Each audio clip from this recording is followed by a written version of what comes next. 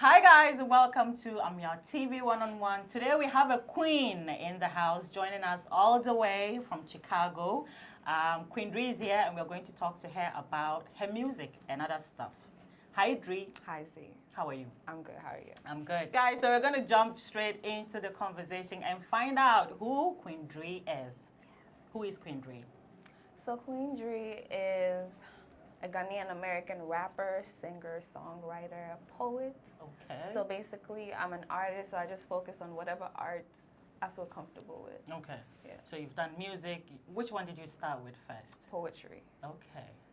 So you started writing poems. At what Yeah. age did all of this come to you? When did you Ooh. realize that you can do all of this stuff? That's kind of hard. So poetry, I started around 15. Okay. Yeah, but music I started last year. So when I just was- last year? Just last year. Wow. So why did you decide to switch from poetry to music? Okay. So I wouldn't really call it a switch because I still do poetry. Okay. But music was just something that clicked. Like one day I had a friend that needed a song. So I was like, okay, you know what? Maybe I could just try to write something for him. So I wrote it for him and I was like, maybe I could do this myself. So yeah, I was just like, okay, maybe I could write another song and then another song. And then my family was like, okay, you're actually good. At the Maybe you writing. can be a songwriter. Okay. But then I was like, nah, I want to do it myself. Ooh. Yeah. So that's how it started. I mean, your kind of music, you rap. I And do. that's, you know, for someone who is Ghanaian, that's something that is quite strange. In the Ghanaian Yeah. setting, we only Yeah. find, you know, the men doing the rapping and all That of is that. true. So how did your family take it that, you know, like when you decided to do music, we didn't do that, I'm gonna be, you decided to go hard. Yeah. So that was the thing. Like my whole family know I don't sing. I'm not a singer. So when I said music, they were like, music? Yeah. So it's like the initial thought is singing. Yeah. So when I started the rap and I dropped Homo sapien, when I recorded it, and my mom listened to it, she was like, hey, Oba rapper. So it's like everybody was really surprised because Yeah. it's like they knew I couldn't sing, but they didn't know I could rap. I didn't even know I could rap. So it's like, it's kind of a surprise for our family and for myself personally. Okay. Like being a female rapper and then a Ghanaian rapper. Yeah. So it's kind of like surprising, but I love it. So. It's good. We love to have a lot more females in that, you know, particular industry. Now, tell me, after you wrote, you know, the first song, did it work out for the person you wrote for? Did the person like it? He did. He actually loved it. So after you recorded your first song, what was the reception like after you put it out? Ooh. Okay, so my first song was Testimony, dropped February 2020, and the reaction was crazy. Like, I did not expect that. You know, people drop their songs like 5 years in the game. 10 years. No one's listening to it. But like Testimony, like because everyone was surprised. I was a dancer. So it's like I dropped the song, so everyone's expecting it to be, you know, like, okay, I'll just listen. Yeah. But then people are like, okay, this is a bop. So I was like, okay, maybe I'll do a second song. And then. So yeah, And then it was crazy. Okay. Now I know it's hard for people who are starting, you know, trying to get into the music business because it's money. So Girl. and you're not signed to any No. label or anything. So how, you know, difficult or how easy it is for you to, you know, fund your project? Okay. It's tough.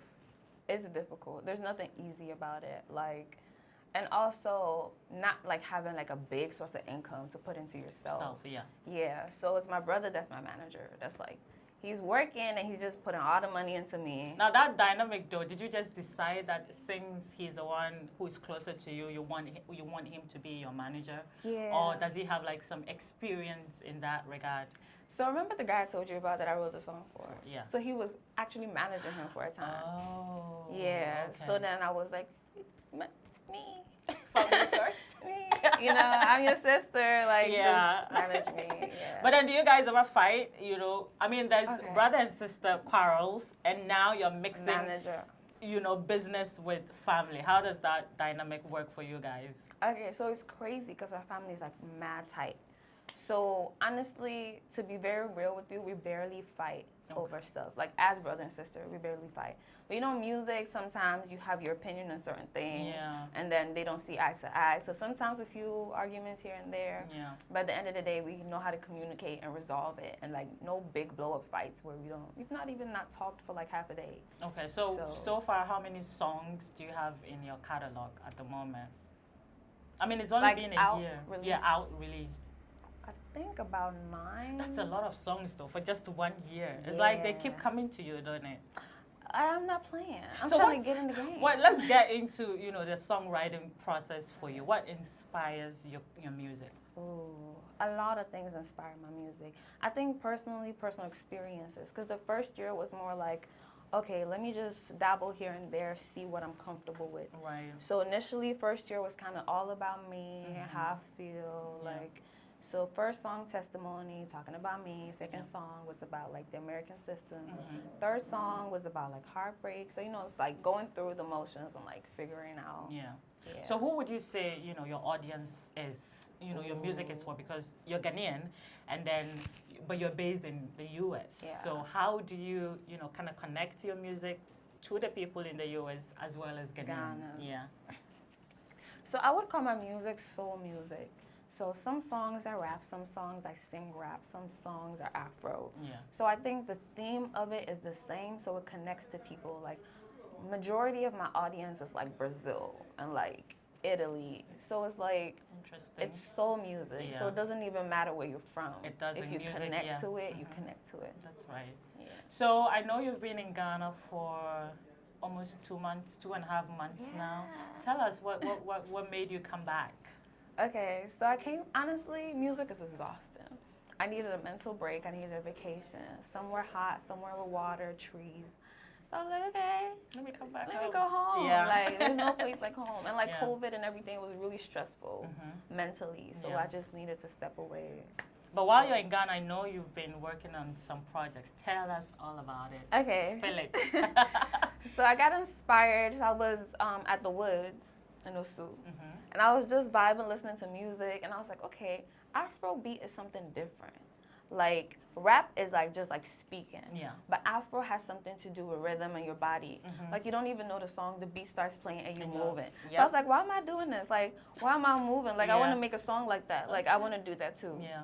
So that's where the inspiration started. And then I just got in the studio and made a whole EP. So. How many songs? Oh, it's just 3 songs. Oh my, 2 months. And she has 3 songs. Yeah. She's a machine. I don't know how she does it, but yeah. So when are you going to release this project? So I really want to take my time with it. Like, I want to make sure everything is right. So I've worked on like a little short film. I'm shooting some videos, trying to put things together. I just want it to be perfect. So I'm just waiting on it and like putting in the right strategy so the release goes better. Okay. Are there any, Ghanaian musicians that you would love to work with someday? Or even, musicians from all over the world who inspires you? Who do you really want to work with? Okay, so that's my favorite question. I love Sarkodie, big time fan. Okay. I would love to make a song with him. If you have any plugs, connect me. Okay, we'll see about that. We'll tell Ameyaw Deborah to make sure to please spam him in his DMs. Yes. So I love Kendrick, J. Cole, Eminem, Nicki. I have some, favorite people that I look up to. Okay. So, and you're hoping that you work with any of them someday? Oh, I would love to. I saw that you joined the Manifest Challenge. I did. While you were in Ghana. Girl. And he seemed really impressed. Yeah. Have you, like after the whole, did you try to make contact with him to see if... I did not. You should. Maybe I should. Yeah. Yeah. Anyway, this has been a conversation with Drie, and of course, as she rightly said, she has so many projects out. You guys should go take a listen. Where can we find you? Oh, any streaming platform. Anywhere you listen to music, you can find me. Deezer, Apple Music, YouTube, Spotify, Tidal, whatever. YouTube. Go watch her videos as well. Yes. And yeah, it has been an absolute pleasure having her in the studios. We wish you all the best, and when the projects come out, we hope you come back. Thank you. And talk to us about them. Thank you. You're welcome. it.